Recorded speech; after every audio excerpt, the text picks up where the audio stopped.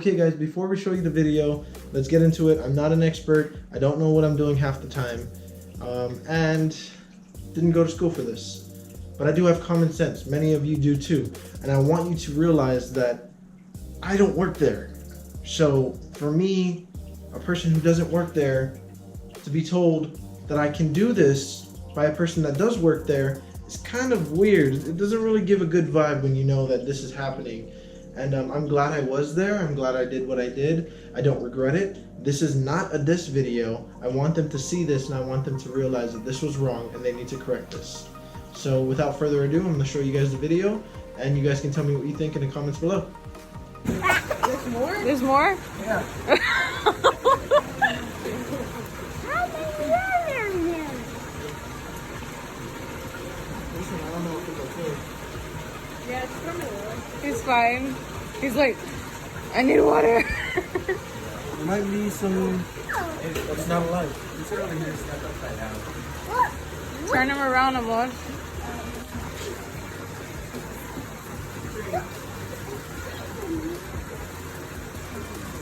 How much are there in here? Oh, the money.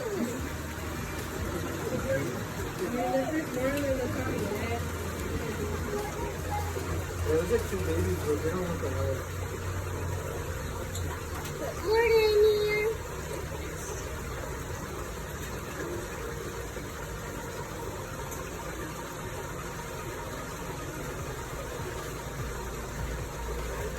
Prior to this video being taken, while I was shopping, my wife was just looking at the tortoises and some dude, assuming he was a volunteer, he decided to come over there and clean the area. And all respect to that guy, you know, because cleaning reptile cages are not the most fun, but you know, it's something we all have to do when it comes to caring for our animals. So let me just describe to you, because you can't see it in full. Basically, it's a giant circular pond. Walls are about maybe 2 feet high, and then there's a 2 feet gap from the wall to the center. The center is a miniature island of sorts. It does have lighting for heating, but on the center of the island, it does have like a little hatch, and the hatch is for electrical wiring, and there is a outlet inside there. And the guy who was cleaning it decided to take the hatch off and do something and then walk away. And when he walked away, my wife noticed it. She was just chilling there. She didn't think anything of it until she saw one of the little turtles dive in. And in this hole, there is no water. There is only electrical wires, maybe not a lot, but there is electrical wires in there with an outlet. It's completely dry, and she only saw one jump in. And she was there from the opening until that incident that happened.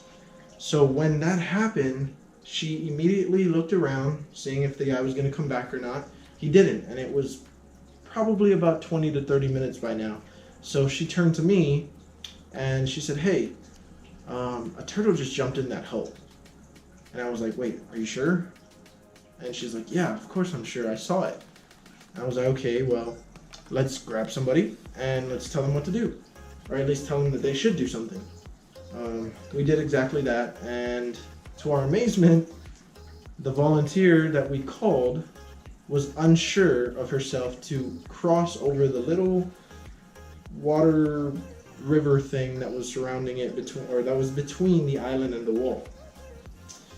My wife, sure enough, voluntold me, and I asked the volunteer, "Is this okay? Am I allowed to do this? Will I not get busted?" Just to reassure myself, so I'm not, you know, setting myself up for failure or anything. And sure enough, she let us, and that video was taken. Shortly after, I jumped on, and to my amazement, there was more than just one that was in there, and only one jumped in. Now, may I remind you. So you could tell from right off the back that these people were not paying attention. And in my opinion, that is not good. That is, like, it's just not good, you know? You don't keep reptiles or any type of animal in a situation where They have no water, no food. They're being mistreated. Let me just tell you, I pulled out the first one. The first one was the one that obviously fell in because it was running around. And then I saw another one, and another one, and another one, and another one. And then it slowly, gradually it looked like they were getting worse.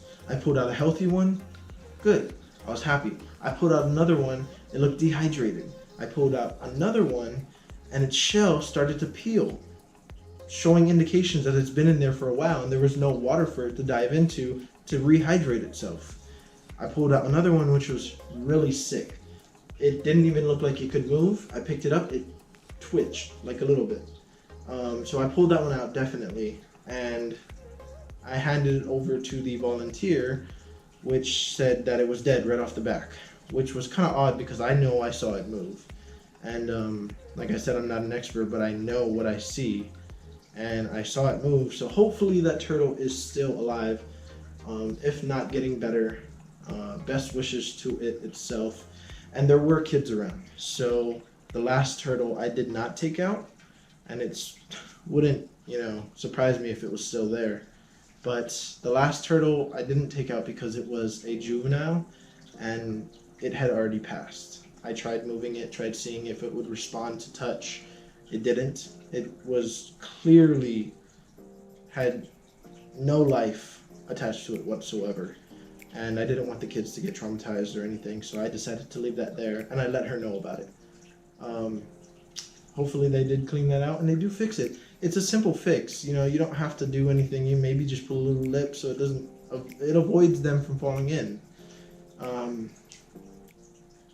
But in my opinion, on the scale of what reptile store / zoo is the best, they're pretty much on the bottom of my list right now. It doesn't seem like they have any respect for that animal. Regardless, it's kind of like a, invasive species. It's still an animal. People have love and care for that specific animal in many of places around the world. Why not there? So that is my review on prehistoric pets. I don't discourage anyone from going there. It is a cool place to go to. It's just some of the things that they do aren't completely what I agree with. And obviously through the video, you've seen that. Not many people want to go to a store or a zoo and have to rescue the animal that they're visiting to see. And see the people who work there totally not care. And if they do care, they render themselves helpless. Like, that's not cool. If you don't know how to care for an animal, please don't work at an animal store or zoo, because that just contradicts yourself. You don't know how to care, or you don't care, versus you do care, and people who do want to work with animals. So yeah, on a lighter note, I did rescue a few turtles, and I'm pretty sure they're doing well. I don't know if there's any more down there, and I hope there isn't, but with people working like that at a place like, prehistoric pets, it's kind of hard to determine whether or not they're still keeping up with their care and upkeep. So let me know in the comments and below.